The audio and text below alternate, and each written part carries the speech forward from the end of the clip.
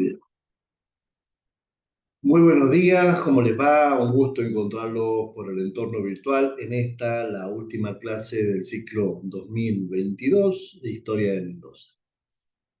Con ustedes, para concluir el desarrollo del programa, vamos a dialogar en esta mañana sobre los gobernadores de Mendoza, de los llamados los gobernadores en democracia. Entiéndase por esta denominación el periodo que va de 1983 y vamos a aproximarnos a la actualidad. Por supuesto que con una mención específicamente de algunos de los hechos de estos gobernadores, porque la cantidad de hechos, disculpen la redundancia, la cantidad de hechos que se han producido en estos años es enorme. O sea, a fin de poder sintetizar la labor de gobierno y las acciones principales, vamos a hacer este repaso en esta mañana. La bibliografía correspondiente a este tema se encuentra en el programa y fundamentalmente hay algunos textos de historia contemporánea de Mendoza que están nominados en el programa, mencionados en el programa, que nos remiten a este tema. Bien, entonces, en primer momento, si me permiten usar diapositiva, bien. En primer momento, para poder hablar de esta situación, perdón, para poder hablar de esta situación histórica debemos remitirnos, como siempre, a la historia nacional y dentro de la historia nacional, para poder entender qué sucedía en la Argentina en 1983. Y lo vamos a hacer con dos imágenes. En primer lugar, de un costado, en el costado izquierdo, se encuentra las boletas que participaron de la contienda electoral en 1983, que era la Unión Cívica Radical, manejada en ese momento, candidato principal era Raúl Alfonsín, con Víctor Martínez como su vicepresidente, y en tanto que el Partido Justicialista, por nombrar solamente los partidos mayoritarios, por Ítalo Luder y de Olindo Felipe Vittel. Esa va a ser la fórmula del justicialismo. Y en la otra imagen, hacia el costado derecho, es el momento, creo que más duro de la campaña política que se aproximaba a las elecciones de 1983, es cuando un dirigente gremial, llamado Herminio Iglesias, en Plaza de Mayo, lleva a cabo un acto bastante complicado a lo que se refiere como acción en la campaña política, que fue incendiar un ataúd simbolizando la Unión Cívica Radical, dando a entender un triunfo absoluto de la fórmula justicialista. Por supuesto que esto no fue el detonante principal, pero sí se lo muestro como las características a las que esa campaña política se había arribado. Este hecho en la Plaza de Mayo puede considerarse también como un desencadenante de una decepción que había hacia los partidos políticos y se puede entender posiblemente por una de las causas, por este acto, se puede entender el triunfo de la fórmula del radicalismo. En 1983, la fórmula presidencial, como recién les comentaba, Alfonsín Martínez va a estar un poco tiempo, luego se aleja de la vicepresidencia por una dolencia y después fallece. Les muestro una imagen interesante desde el punto de vista histórico, desde el punto de vista de la imagen. Es el momento de traspaso del poder político, del poder presidencial, del último presidente de facto, el último presidente de facto, a Raúl Alfonsín en el 10 de diciembre de 1983. Es un paso enorme que la Argentina logra dar, ya que se concreta después del largo periodo del proceso de reorganización nacional, que las Fuerzas Armadas entreguen a sus verdaderos poseedores y los poseedores válidos a través del voto popular, del manejo de la soberanía, el manejo del poder en nuestro país.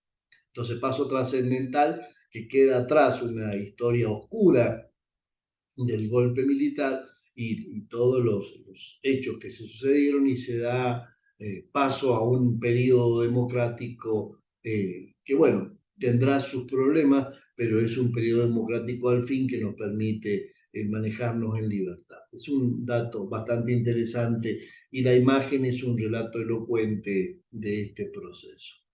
A continuación, bueno, aquí vemos a Raúl Alfonsín, ese 10 de diciembre de 1983, en este auto descapotado, yendo directamente, ahí se ve el edificio del Congreso detrás.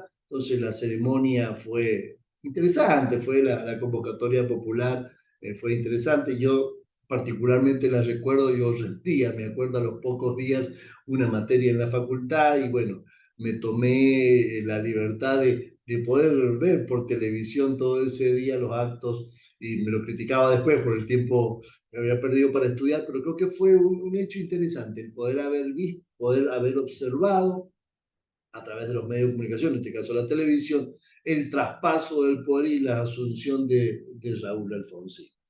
Bien, los hechos de gobierno, los que he sintetizado, son larguísimos, tengan en cuenta, fueron 6 años de la presidencia, 5 años y medio prácticamente de la presidencia de Raúl Alfonsín, y estuvieron enmarcados estos hechos de la política nacional por algunos hechos interesantes, como puede ser el primer dato que ven aquí, este texto a la derecha, el informe de la CONADEP, eh, que durante este periodo de gobierno, esta comisión estuvo trabajando sobre el relevamiento de los datos de los desaparecidos y se dio este documento donde daba cuenta de algunos de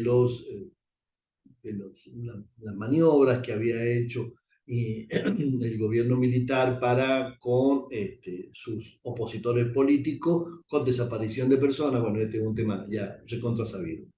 La otra imagen en el sector izquierdo hace remisión a los intentos golpistas que hubieron durante la presidencia de Alfonsín, que fueron interesantes, que pusieron en jaque al sistema político democrático, pero las autoridades democráticas lograron poner un coto a esta situación. Otro dato muy, muy interesante fue el inicio al juicio a las juntas militares, que habían gobernado nuestro país durante este largo periodo de tiempo denominado proceso de reorganización nacional. Y un dato a nivel económico va a ser el llamado Plan Austral, uno de los planes económicos implementados por este gobierno que intentó mejorar la situación política. Y disculpen que uno por ahí se acuerde, pero hemos pasado tantas crisis al ver el billete del Austral y pensamos cómo estamos ahora, por Dios. Bien, ténganlo en cuenta si fue uno de los cambios implementados en ese momento por la política económica del momento. Casi antes de concluir el periodo gubernamental de Alfonsín, se produce un encuentro con su opositor político del justicialismo más acérrimo, que va a ser Carlos Saúl Menem, y en esta imagen relata el Pacto de Olivos. Este es un encuentro que mantiene el presidente con representantes del justicialismo, donde se producen algunos intercambios de opiniones y esto permite a través del Pacto de Olivos algunos arreglos para el traspaso de la presidencia. Ya se encontraba Carlos Saúl Menem era el próximo presidente, iba a ser, ya había prácticamente ganado las elecciones y se produce el traspaso del poder unos meses antes de concluir. Y en ese pacto de Olivos se acuerdan algunos aspectos, como por ejemplo la aparición o el derecho de que haya un tercer senador por la minoría en las provincias a incorporarse en el Senado de la Nación. Es bastante interesante como acuerdo político. Ahí vemos el momento cuando en el 89 Raúl Alfonsín le hace el traspaso del cargo presidencial a Carlos Saúl Menem en 1989, bueno, y una imagen de Diario Clarín que demuestra el amplio triunfo de Menem en la segunda reelección, y ahí va un poco el dato del Acuerdo de Olivos. ¿Cuál fue el Acuerdo de Olivos? El Acuerdo de Olivos fue, bueno, el tercer senador por las provincias y también la posibilidad de la reelección presidencial. Tengan en cuenta que la Constitución de 1854, con las reformas posteriores, permitía un periodo presidencial de 6 años sin reelección presidencial, y acá lo que se obtiene a través de este acuerdo entre los presidentes es una modificación, y después esto se lleva, por supuesto, a una reforma constitucional, que es la reforma del 94, que permite la reelección de Menem y le permite gobernar prácticamente casi 10 años como presidente constitucional de nuestro país. Los hechos significativos de las presidencias de Carlos Menem, ustedes me dirían, bueno, pero es historia de Mendoza, pero si no hablamos del contexto nacional, difícilmente podamos luego situarnos en los periodos de los gobernadores. Así que voy rápidamente a recordar algunos de los hechos de las presidencias, de esta larga presidencia, o estas dos presidencias de Menem, como fueron, en primer lugar, toda la política de privatizaciones que llevaron a cabo este gobierno, con lo que los que vivimos en aquel momento vivimos la ilusión durante un cierto tiempo del 1 a 1, de la paridad cambiaria entre el peso y el dólar. Y lo puedo decir con lujo de detalles, porque en ese momento yo estuve en Europa y viajando, y nos sentíamos, voy a usar una expresión un poco académica, pero nos sentíamos Gardel en Buenos Aires, en Europa, en París, teniendo directamente una paridad cambiaria que, bueno, duró un tiempo, y bueno, y duró lo que duró este sueño eh, de las privatizaciones. Un elemento y dos elementos muy graves, que son el problema en Río Tercero, de la explosión de estos depósitos de armas que habían de fabricaciones militares, perdón, y del ejército, y esto con el paso del tiempo se descubre que fue un ardid para ocultar una situación complicada de venta de armas y de falta de armas en estos depósitos dependientes del ejército. Y luego la imagen inferior, que también, reitero, son las partes más duras de estos periodos presidenciales, es la aparición de Carlos Saúl Menem con sus dos hijos, Zulemita y Carlos, o Carlitos Menem, que, bueno, fallece trágicamente en un accidente aéreo. Hay varias versiones, con el paso del tiempo se han ido dilucidando y otras se han ido entrelazando aún más, enmarañando ese hecho, pero que es un dato que nos habla de las relaciones de Argentina, las relaciones internacionales de Argentina con otros países. Y bueno, y aquí hubo una situación, un atentado, la muerte de este joven, que el tiempo y la historia deberá al fin poner quizás luz sobre ese tema. Bien,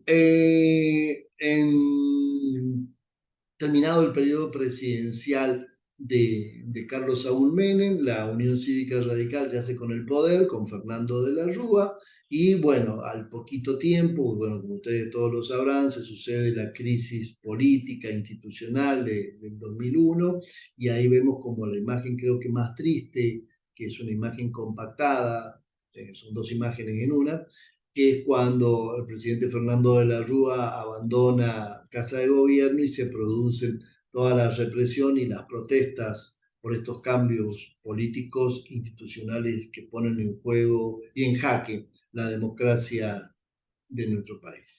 Y después, bueno, viene, se lo pongo acá en una línea de tiempo, estas 2 semanas trágicas y muy dolorosas para la democracia argentina, que fueron esta secuencia de presidentes en muy poco tiempo. No vamos a ahondar en tema para no, porque es tema de Argentina, pero bueno, para tener un poco la idea. Bien, habiendo cimentado este proceso proceso político constitucional, les presento, bueno, la secuencia completa de los presidentes. Ahí, como recién lo veníamos, habíamos llegado hasta De la Rúa y después, bueno, viene todo el periodo de los presidentes de este periodo traumático después de la crisis de 2001 y bueno, después viene la presidencia de Néstor Kirchner y las dos presidencias de Cristina Fernández y vamos a cortar ahí hasta la presidencia de Macri. Bueno, ese es el contexto en general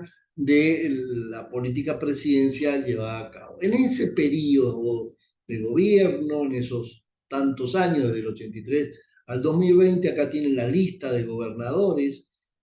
Felipe Santiago Llaver, perteneciente a la Unión Cívica Radical, que ingresa al poder de la provincia de la mano del radicalismo a nivel nacional. Después se van a suceder tres gobernadores del justicialismo, que son Bordón, Gabriel y La Falla. Luego hay dos gobernadores de la Unión Cívica Radical, como fueron Roberto Iglesias y Julio Cleto Cobos.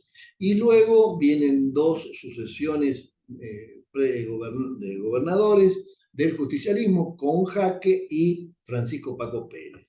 Luego viene la gobernación de Alfredo Cornejo y la que en este momento estamos transitando, que es la de Rodolfo Suárez. Entonces ese es el contexto de los gobernadores en este periodo. Bueno, y acá una imagen, por las dudas que no los tengan presentes, ustedes son jovencitos, él es Bordón, Bordón, Gabriel y La Falla, Iglesias y Cobo. Esto en una reunión que se hizo en la legislatura. Bueno, para conocerlo, esta es la primera fórmula de gobierno del radicalismo que va a gobernar Mendoza durante el periodo 1983-87, que va a ser la de Felipe Santiago Llaver, un dirigente radical de larga data, y aquí se presenta, es un dato interesante para los que sean radicales, ambos, gobernador y vice, pertenecían a líneas distintas. Dentro del radicalismo estaba Causa Nacional y Renovación y Cambio como las dos tendencias, y ambos dirigentes pertenecían a cada una de ellas. Bien, el vicegobernador es José Genú. Con el paso del tiempo, bueno, vamos a una gobernación de tinte justicialista que asume José Octavio Bordón. Él es rosarino de nacimiento, sociólogo, todavía sigue siendo parte del plantel de profesores en la actualidad de la universidad. Ha sido embajador, ha tenido muchísimos cargos. Ha tenido, digamos, un político que se ha mantenido en vigencia hasta la actualidad. Como referencia les pongo que la fórmula del radicalismo que propone en las elecciones fue comandada por Raúl Baglini, a la que fue derrotado Baglini, y en este momento su vicegobernador de Bordón fue Arturo Lafayette. Ahí lo vemos en imagen a Santiago Felipe Llaver con el traspaso de mando de Bordón. Bien, el próximo gobernador va a ser Rodolfo Gabrieli, que para tener una referencia había sido ministro de Economía del gobierno de Bordón. Posteriormente va a asumir Arturo Lafalla, que llega en el 95, como ya les comenté, había sido vicegobernador de Bordón, ministro de Ambiente, Urbanismo y Vivienda durante la gestión anterior de Gabriel. Luego, y ahí lo tienen a Roberto Iglesias con el escudo del radicalismo, de la mano de este partido político irrumpen las elecciones Roberto Iglesias, que ya había tenido una carrera política interesante, había sido concejal de la ciudad e intendente de la ciudad capital. Posteriormente asume Julio Cobos, que había tenido una actuación y la sigue teniendo todavía a nivel político, lo tenemos como representante de Mendoza en el Congreso Nacional, como había sido decano de la Facultad de la Tecnológica y también ministro de Obras Públicas durante la gobernación de Iglesias. Posteriormente, el justicialismo vuelve al poder con estas dos gobernaciones, con la de Celso Jaque y luego la de Francisco Pérez. Había sido diputado provincial, intendente de Malargüe y senador nacional a partir del 2003. Un dato interesante es que el kirchnerismo pone su pie en la provincia de Mendoza a través de Celso Jaque, hace su aparición esta que todavía no podemos decir como vertiente del justicialismo. ¿Estamos? Y finalmente, como el otro periodo de gobierno del del justicialismo, va a estar encabezado por Francisco Pérez, que había sido ministro de Infraestructura, Vivienda y Transporte del gobierno anterior.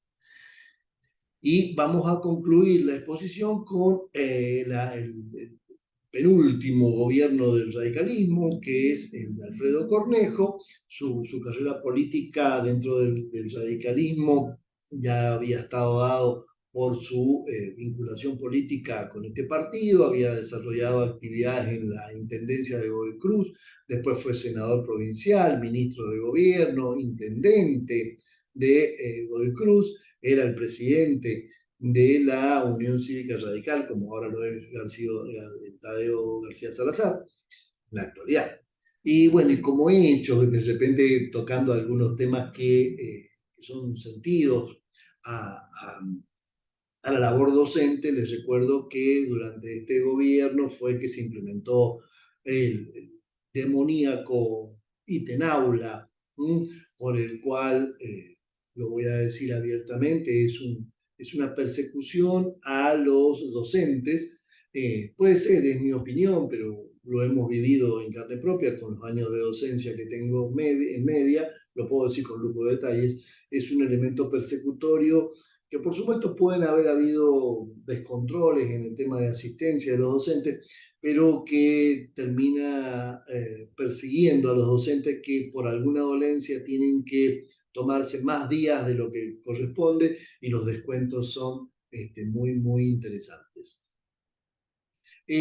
Va a ser el momento en el que Jaime Correa fue director general de... Bien, perdón que haya terminado con un tema tan duro, pero bueno, como todos estamos en la carrera docente, nos recordamos con esto. Bien, de mi parte ha sido una síntesis muy apretada, hay una cantidad de hechos enormes, pero casi siempre cuando terminamos el programa tratamos de hacer una revisión general del proceso constitucional argentino en el 83, hasta el 2020, y que dio por este resultado de algunas gobernaciones del radicalismo, algunas del justicialismo, con algunos hechos interesantes, los problemas económicos que tuvieron, las construcciones de algunas presas hidroeléctrica, la construcción de algunos elementos como tenemos aquí el velódromo también y este gran elemento que se construyó atrás del estadio, tenemos acá muy cerquita de la facultad. O sea, han habido varias obras y también varias situaciones políticas interesantes. Bien, de mi parte, muchísimas gracias por haberme acompañado en este ciclo lectivo 2022. Y bueno, nos veremos Dios mediante en las mesas de exámenes y estamos a su disposición para lo que necesiten. Muchísimas gracias por acompañarme, perdón, y nos vemos Dios mediante en otro momento. Hasta siempre.